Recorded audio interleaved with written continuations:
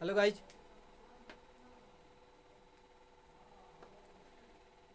और आज से आज से न्यू बैच प्रारंभ हो रहा है एयरफोर्स और नेवी के लिए। और आज आप लोग का ये मैथ्स का पहला क्लास होगा। पहला क्लास मैथ्स, ठीक है। और देखिए, ये मतलब जनरल तो टोटल मैथ्स पढ़ना ही है, अंक गणित को भी पढ़ना है, ठीक ना। इसमें भी इसके लिए एडवांस लेवल ज़रूरी है आप लोग को, ठीक है। तो एडवांस लेवल देखिए, यहाँ पर हम लोग शुरू करेंगे। पहला आप लोग का होगा सेट्स यानी समुच्चय, ठीक है। अब आप लोग देखिएगा सिलेबस में, एयरफोर्स नेवी का सिलेबस जो दिया होगा उसमें देखिएगा कि समुच्चय, फलन और संबंध, समुच्चय, संबंध और फलन तीनों एक ही में दिया है, लेकिन हम लोग अलग अलग करके पढ़ेंगे और बेटर होगा। समझने मतलब बहुत अच्छे से हम लोग पढ़ेंगे और एकदम आसान से आसान तरीका पढ़ेंगे। देखिए, यहाँ पे आने के मतलब कि आप लोग किसी चीज़ का याद यानी रटना नहीं है, किसी भी बात को रटना नहीं है, हमेशा उसको समझना है और हमेशा अपने ज़िंदगी से जोड़ करके रखना है उसको।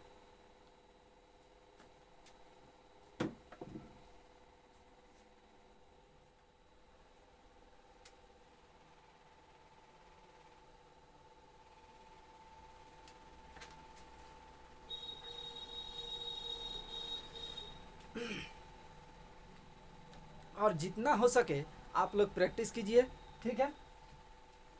तो देखिए बाबू कि यहाँ पे हम लोग को पहला हम लोग का सिद्धांत है। देखिए, मैथ पढ़ने का पहला सिद्धांत है हम लोग की रटना नहीं है किसी भी बात को। कभी भी ज़िंदगी में कभी भी मत रटिए किसी भी चीज़ को, ठीक ना। और उसको मतलब देखिए, जहाँ पर आप रटिएगा, रटे हुए चीज़ ज़्यादा दिन तक साथ में नहीं रहता है, कुछ दिन के बाद छोड़ करके चला जाता है वो। ये बात सही है, ठीक है। इसीलिए रटिए मत, हमेशा कोशिश कीजिए कि उसको समझे और समझने के बाद उसको प्रैक्टिस करें। प्रैक्टिस जब कीजिएगा ना तो वो हमेशा आपके साथ रहेगा, ठीक है। तो चलिए हम लोग शुरू करते हैं। समुच्चय यानी सेट्स, एक बार और बता दे रहे हैं कि समुच्चय, संबंध और फलन आप लोग के सिलेबस में तीनों एक ही में दिया है, ठीक है। लेकिन यहाँ पर हम लोग अलग अलग करके पढ़ेंगे, तीनों को अलग अलग करके पढ़ेंगे। और देखिए, एकदम मतलब बेसिक जीरो लेवल से लेकर हम लोग हाई लेवल वो चीज़ सीखेंगे, ठीक है। मतलब हर चीज़ सीखेंगे। और ये 11th क्लास के लिए भी फायदेमंद होगा, क्योंकि उसका भी ये 11th क्लास में दिया है ये चैप्टर समुच्चय। अब हम लोग समुच्चय के बारे में बाबू जानेंगे। समुच्चय यानी सेट्स होता क्या है, पहले तो समुच्चय के बारे में जानेंगे। समुच्चय, समुच्चय शब्द निकल करके आया कहाँ से, तब बाबू समुच्चय का तब उसके बाद सबसे पहले हम लोग जानते हैं कि समुच्चय नाम दिया किसने, इस नाम को दिया किसने समुच्चय। तो समुच्चय नाम दिया, समुच्चय का जनक थे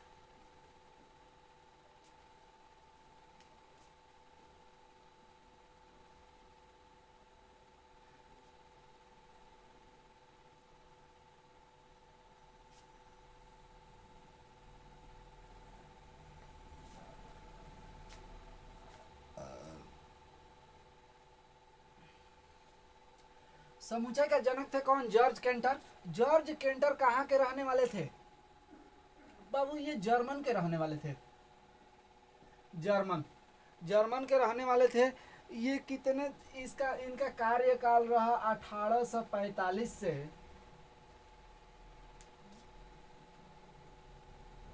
1845 से 1918 तक इनका कार्यकाल रहा, ठीक है। तो इन्होंने समुच्चय नाम दिया। समुच्चय नाम किसने दिया, जॉर्ज केंटर ने दिया, ठीक है। और जॉर्ज केंटर समुच्चय नाम दिया, तो अब बात आती है कि समुच्चय नाम निकल के आया कहाँ से बाबू। तो समुच्चय नाम निकल के आया समूह, संग्रह,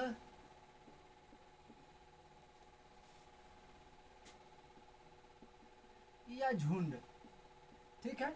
ये हम लोग के पास नाम है। इसी तीन नाम से निकल के आया बाबू समुच्चय। या तीनों का एक ही मतलब होता है। आप जरा गौर से एकदम कंस्ट्रेंट बनाए रखिए। यहाँ पे ध्यान दीजिए बाबू, एकदम समझ में आएगा। तीनों का मतलब एक ही होता है, समूह, संग्रह और झुंड। ठीक है, और इन्हीं तीन से निकल के आया हम लोगों का समुच्चय। बात क्लियर है यहाँ तक? अब बात आती है कि समुच्चय का डिफिनेशन हम लोग किस तरह से देंगे। डिफिनेशन तो कहीं पूछने के लिए नहीं आता है, लेकिन जान लीजिए समुच्चय का डिफिनेशन कैसे देते हैं। तो अब चलिए कि मान लीजिए अब समूह, संग्रह और झुंड, इसी पे हम लोग बात करेंगे, ठीक ना। अब देखिए समूह, संग्रह और झुंड, तो किसी भी चीज का झुंड हो या समूह हो या संग्रह हो, यानी समझिए कि आप लोग पढ़े हैं बहुवचन में 3 से अधिक जो होता है उसे बहुवचन कहते हैं। बहुवचन तो वो एक प्रकार का झुंड हो गया, ठीक ना। तो झुंड हो गया। तो अब मान लीजिए कि गाय, ध्यान दीजिएगा, गाय, बकरी, लोमड़ी, हिरण और जिराफ, ठीक है। ये बाबू ये नाम है और इन सब का एक झुंड है, ठीक है। एक साथ इनका झुंड है, गाय, बकरी और लोमड़ी, हिरण और जिराफ का झुंड है, ठीक ना। थोड़ा देर के लिए मान लीजिए कि ये गाय, बकरी और लोमड़ी, हिरण कभी संभव नहीं है एक साथ रहने के लिए, लेकिन थोड़ा देर के लिए मान लीजिए कि ये एक झुंड है इनका, ठीक ना। अब यहाँ पे हम लोग एक कहानी के तौर पे इसको समझेंगे कि 4 बच्चे गए जंगल में घूमने के लिए, सैर करने के लिए। तो उन्होंने देखा इनको कि भाई गाय, बकरी और लोमड़ी, हिरण, जिराफ को देखा। तो उसने, चारों लड़कों ने अपना अलग अलग सोच विचार किया, ठीक है। देखिएगा यहाँ से समुच्चय का डिफिनेशन निकल के आएगा। चारों लड़कों ने अपना अपना सोच बताया यहाँ पे, और क्या बोला। पहला लड़का बोला कि ये जंगली जानवरों का समूह है।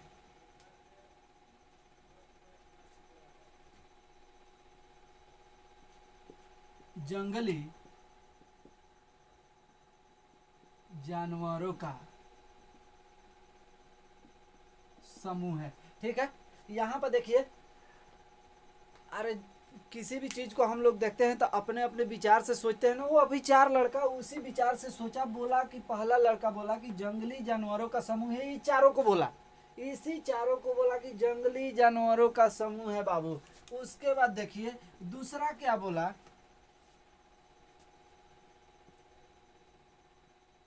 पालतू जानवरों का समूह है। तीसरा बोला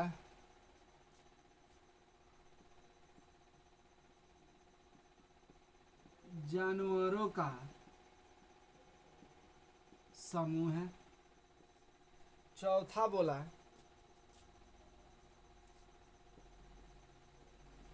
सबसे सुंदर जानवरों का समूह है। अब बताइए, 4 लड़का, चारों ने अपना अपना विचार यहाँ पे प्रकट किया, ठीक है। अब इसमें से बताना है कि कौन सही बोला है। कोई एक ही सही बोला है। अब देखिएगा यहाँ पे कि थोड़ा 11th क्लास का मैथ थोड़ा एडवांस होता है, ठीक ना। तो यहाँ पे थोड़ा सोचने की तरीका बदलिए, सोच अपना बदलिए। और यहाँ पे देखिएगा कि बाबू पहला लड़का बोला, गौर से एकदम देखिए इधर, जंगली जानवरों का समूह, जंगली जानवरों का समूह। तो इसमें 5 जानवरों का ग्रुप है, ठीक है। गाय, बकरी, लोमड़ी, हिरण, जिराफ। तो जंगली जानवरों का समूह। तो अब देखिए यहाँ पे 2 जंगली जानवर नहीं है, 2 जंगली जानवर नहीं है, गाय और बकरी। बाकी ये 3 जंगली जानवर है, ठीक ना। तो ये क्या सही बोला? पहला लड़का सही बोला? नहीं बोला, सही नहीं बोला है। का कि ये 2 जंगली जानवर नहीं है। इस पहला लड़का बोला है कि सब जंगली जानवर का समूह है, लेकिन ये यहाँ पे 2 नहीं है, ठीक है। तो ये पहला का गलती हो गया। अब देखिए यहाँ पे बोला, दूसरा क्या बोला कि पालतू जानवरों का समूह। पालतू जानवरों का समूह बाबू। तो पालतू जानवर कई गो है? हई दुइये गो है। हई 3 गो पालतू जानवर नहीं है। हई 3 गो पालतू जानवर नहीं ना है। तो अब देखिए ये भी गलती हो गया, ये भी गलत बोला है। अब यहाँ पे जानवरों का समूह है, यहाँ पे जरा ध्यान दीजिएगा कि जानवरों का समूह है। ये तो सही लग रहा है कि ये सब जानवर है, जानवर में तो सभी आ जाएंगे, तो सभी ये जानवर है तो जानवरों का समूह है, सही है, ठीक है। सबसे दूसरा भी देख लेते हैं, सबसे सुंदर जानवरों का समूह है। सबसे सुंदर इसमें से किसको सुंदर कहिएगा? भाई 5 गो गाय, बकरी, लोमड़ी, हिरन, जिराफ दे दिया जाए और किसको आप सुंदर कहिएगा? हमसे पूछेगा तो हम दूसरे को सुंदर बताएंगे, आपसे पूछा जाए तो आप दूसरे को सुंदर बताइएगा, ठीक है। तो वो ये भी गलत हो गया। तो बचा कौन? है ना, ये सही बोला है कि जानवरों का समूह है, यानी सभी ये जानवर है और जानवरों का समूह है। तो इसी को बोला जाता है, ये क्या बताया? सुपरिभाषित कर दिया इसको, सुपरिभाषित किया, इसको सुपरिभाषित कर दिया, ये सही है। अब यहाँ से सुपरिभाषित शब्द निकल के आया बाबू। अब यहाँ से जब सुपरिभाषित निकला तो जरा सा सोचिए कि इसको समुच्चय को डिफिनेशन क्या दीजिएगा? समुच्चय का डिफिनेशन कि सुपरिभाषित संग्रह को ही समुच्चय कहते हैं। संग्रह, समूह, संग्रह या झुंड बोलिए, ठीक ना, इसी में से नाम आ रहा है कि सुपरिभाषित समूह या संग्रह या झुंड को क्या कहते हैं? समुच्चय कहते हैं।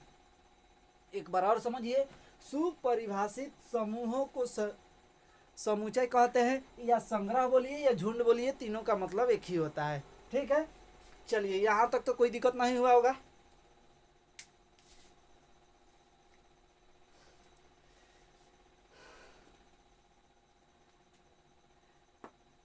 बाबू पहले समझो तो एकदम क्लियर, 0 लेवल से एकदम समझो पहले, उसके बाद क्वेश्चन को बनाना। क्वेश्चन देखिए, पढ़ने का मतलब कि क्वेश्चन तुमसे खुद बने, ठीक ना।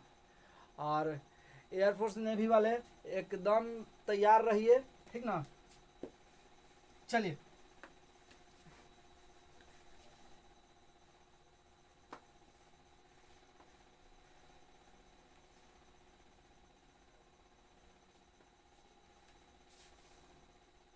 और हमारे पढ़ाते समय कॉपी कलम लेकर के बैठिए, एकदम कॉपी कलम साथ में होना चाहिए बाबू, कॉपी कलम लेकर के बैठो, ठीक ना।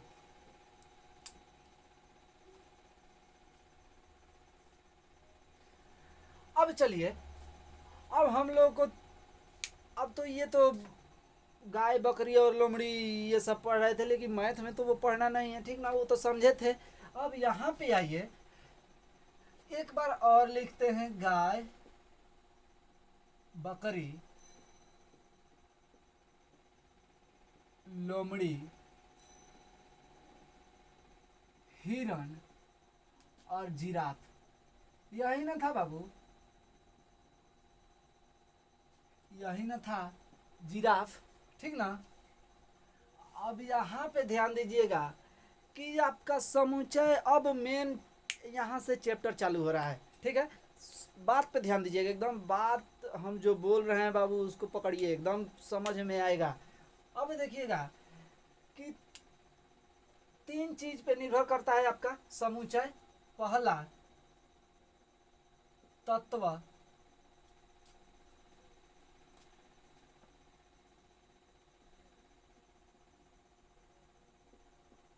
तत्व, सदस्य,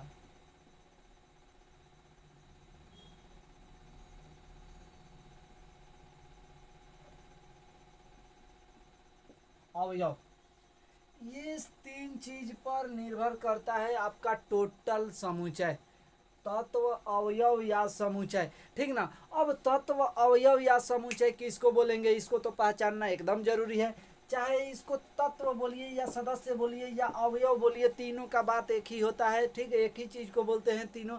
अब इसमें कंफ्यूजन नहीं होना चाहिए कि तत्व लिखा है तो इसका मतलब क्या होगा, सदस्य लिखा है तो इसका मतलब क्या होगा, और अवयव लिखा है तो इसका मतलब क्या होगा। कहीं तीनों में से एक दे सकता है कि तो अवयव नाम देगा या सदस्य नाम देगा या तत्व नाम देगा, ठीक ना। तीनों का मतलब एक ही होता है। अब देखिए अब इसको कहते मतलब तत्व सदस्य या अवयव कहते किसको है? तो बाबू हई जो दिया रहेगा ना, हई गाय, हिरन आ बकरी, लोमड़ी दिया है ना, इसी को तो तत्व कहते हैं बाबू, इसी को कहते हैं। अब इसके जगह पर एक से लेकर, ध्यान से देखिएगा, एक से लेकर 100 यानी अनंत तक, एक से लेकर इनफाइनाइट यानी अनंत तक डिजिट भी दे सकता है, इसके जगह पे डिजिट दे सकता है, या ए से लेकर जेड तक अल्फाबेट दे सकता है। ठीक है, बस यही 3 चीज पूछेगा आपको बाबू, ये पूछेगा या यहाँ से पूछेगा या इस तरह से नाम दे देगा जानवरों का नाम। यहाँ पे कंफ्यूजन में नहीं रहना है। ठीक है, यहाँ तक तो बात क्लियर। और वीडियो अच्छा लगे तो यार शेयर करो, जितना हो सके शेयर करते रहो। देखो शेयर और लाइक करने में कमी मत करो, शेयर करो जितना हो सके बाबू, शेयर करो, ठीक ना।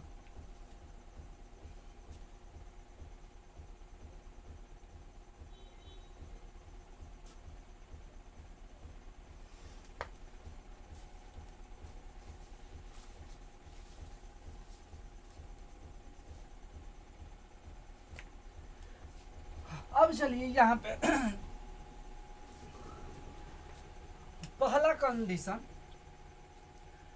तत्व सदस्य या अवयव को आप लोग कॉपी में लिखते चलिएगा, याद रहेगा एकदम अच्छे से। तत्व सदस्य या अवयव को अंग्रेजी वर्णमाला के छोटे अक्षरों से प्रदर्शित किया जाता है। छोटे अक्षरों से प्रदर्शित किया जाता है, ए से लेकर जेड तक, A B C D A F dash dash dash. ठीक है,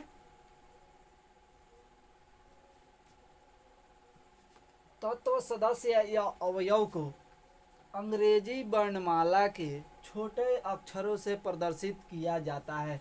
ठीक ना।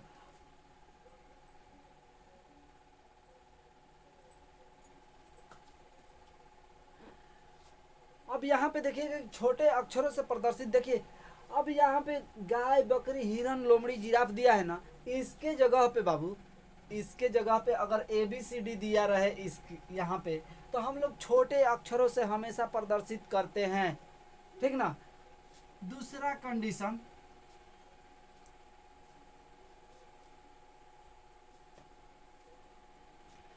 सारे अवयव, लिखते चलिएगा, हम बोल दे रहे हैं पूरा, सारे अवयव सदस्य या तत्व के बीच में कामा लगाते हैं। यानी ये जितने भी इसी को बोलते हैं, तो इसी को तत्व बोलिए या सदस्य बोलिए या अवयव बोलिए, ठीक ना। इसके बीच में हम लोग कामा लगाते हैं, इसके बीच में कामा लगाते हैं।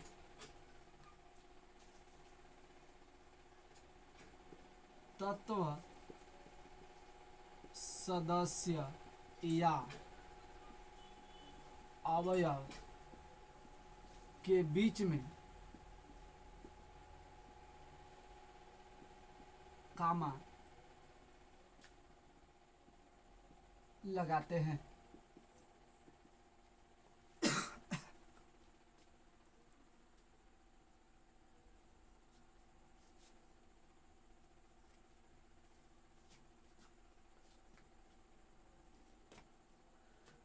अब तीसरा हम लोग का है कि तत्व सदस्य या अवयव को मंझले कोष्टक से बंद करते हैं। किसी भी कोष्टक से नहीं बंद करना है, इसको मंझले कोष्टक से बंद करते हैं बाबू। तब यही ना है हम लोग का तत्व सदस्य या अवयव, इसको मंझोले कोष्टक से बंद करते हैं। मंझोले, ये इस कोष्टक से नहीं बंद करेंगे, इस कोष्टक से, किसी भी कोष्टक से नहीं बंद करना है, इसका कंडीशन है। मंझोले कोष्टक से बंद करते हैं तो ये हम लोगों का मंझला कोष्टक हुआ।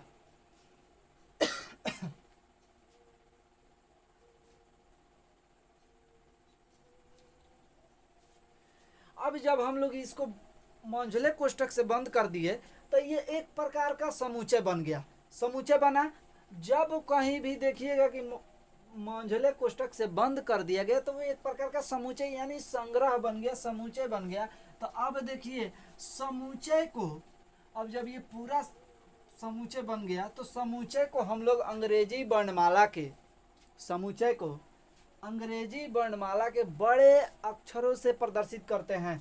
इसके अंदर रहेगा तो छोटे अक्षर, मंझले कोष्ठक के अंदर रहेगा तो छोटे अक्षर। अब पूरा को प्रदर्शित करना है, यहाँ से यहाँ तक के प्रदर्शित करना है यानी दिखाना हो तो उसको क्या करेंगे, बड़े अक्षरों से प्रदर्शित करते हैं। ए से लेकर जेड तक कुछ भी लिख सकते हैं यहाँ पे, तो यहाँ पे हम लोग ए लिख देते हैं। ठीक है,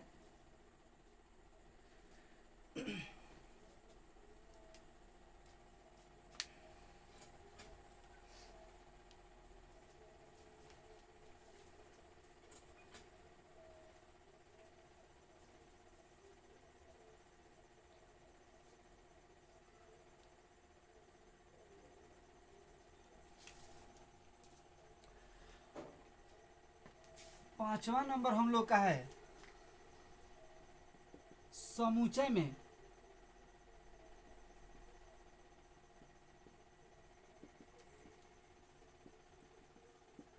किसी भी अवयव को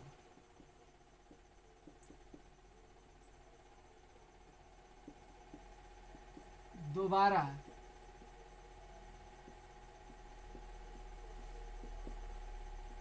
नहीं लिखते हैं।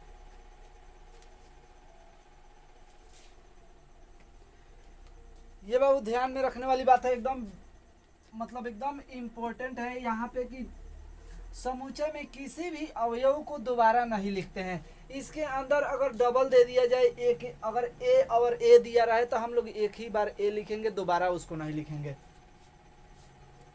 चलिए इसको लिखिए या स्क्रीनशॉट ले लीजिए।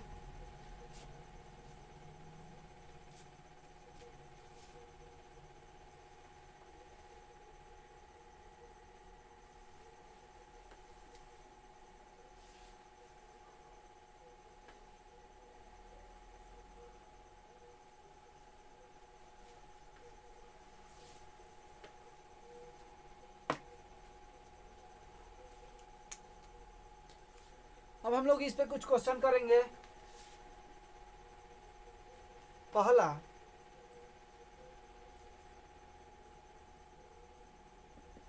भारत के 5 सर्वश्रेष्ठ लेखक का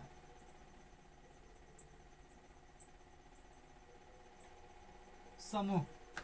अब यहाँ पे देखिएगा कि भारत के 5 सर्वश्रेष्ठ लेखक का समूह, तो बाबू भारत के 5 सर्वश्रेष्ठ लेखक का समूह किसी को आप सर्वश्रेष्ठ नहीं मान सकते हैं, क्योंकि सबकी नज़र में अलग अलग व्यक्ति सर्वश्रेष्ठ होता है। इस पे ध्यान दीजिए, इसके पहले हम बता चुके हैं।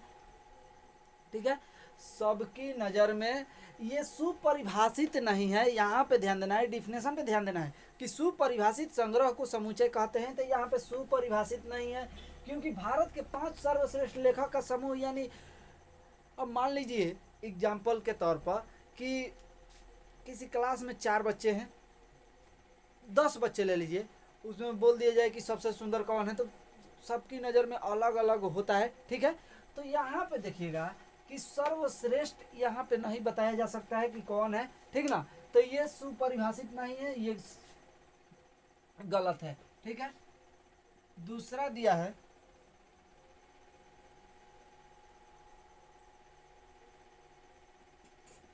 भारत की सभी नदियों का समूह। भारत की सभी नदियों का समूह,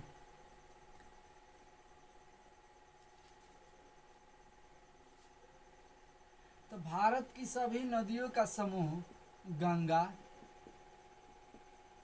कावेरी, गोदावरी,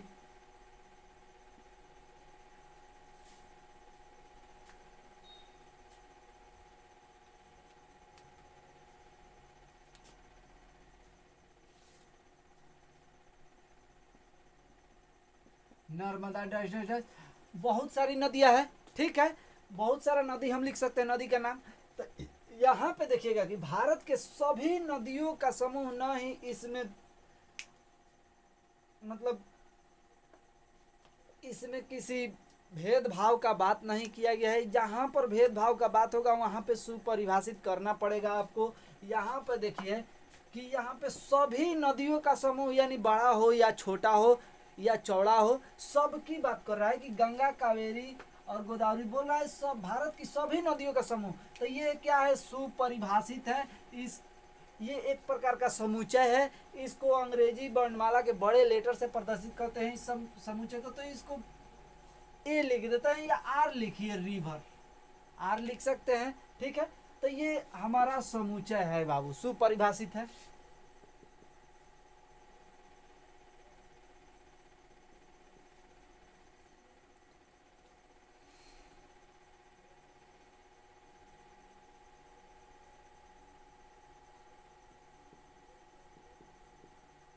एशिया के देशों के नामों का समूह, ठीक है।